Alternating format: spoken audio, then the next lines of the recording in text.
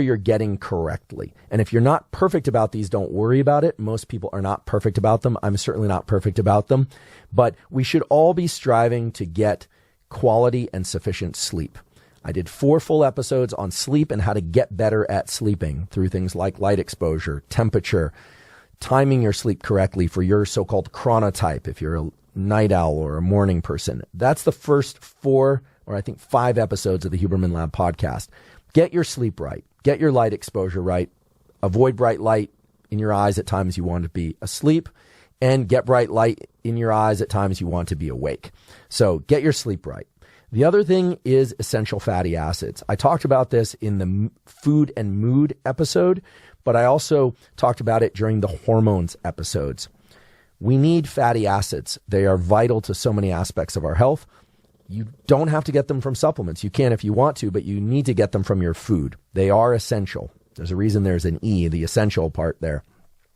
Of the fatty acids, there are multiple kinds, but for the antidepressant effects, or the levels of fatty acids that will promote good mood and also healthy metabolism, and will start to shift the needle in the right direction on blood-borne cardiovascular factors, the key thing is to get the levels of EPA that you ingest above 1,000 milligrams per day. So that doesn't mean just taking 1,000 milligrams or more of, say, fish oil or krill oil or whatever your preferred source is. It means getting above 1,000 milligrams of EPA, which may require that you ingest more essential fatty acids than just 1,000 milligrams per day.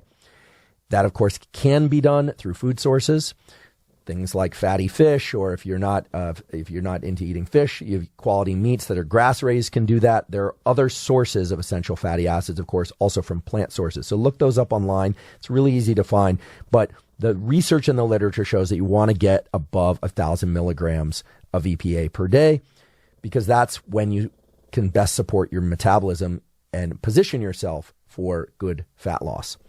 As well, for people who have cravings issues, they crave sweets all the time. I talked about this in the gut brain episode and hormones and food, that you have neurons in your gut that are craving, they're seeking essential fatty acids, and they're craving and seeking amino acids from your food.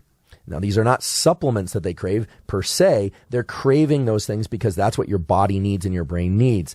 But those same neurons will respond to sugars. And so many people who are craving sugar can satisfy that sugar craving by giving the neurons, so to speak, what they actually want, which are amino acids and essential fatty acids. That includes EPA, but also things like glutamine, an amino acid that can really reduce sugar cravings if you take a teaspoon of that or even a tablespoon of that a few times a day. You have to ease into that a little bit because some people can get a little bit of GI distress from too much glutamine, but glutamine has also been shown to improve symptoms of leaky gut. It's a powerful amino acid. And yes, you can also get it from food. Things like cottage cheese are high in glutamine, etc. And then finally, you can't really position yourself to have a strong metabolism if your iodine levels aren't correct and your thyroid levels aren't correct. You can overdo iodine, so you don't want to do that.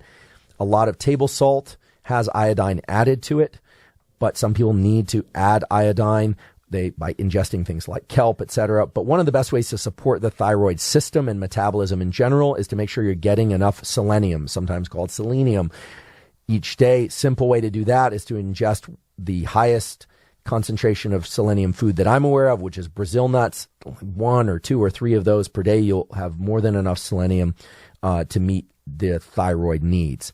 You don't want your selenium to be too high. You don't want a diet too high in anything. So again, sleep, sufficient EPAs, glutamine if you have issues with leaky gut or sugar cravings can really help.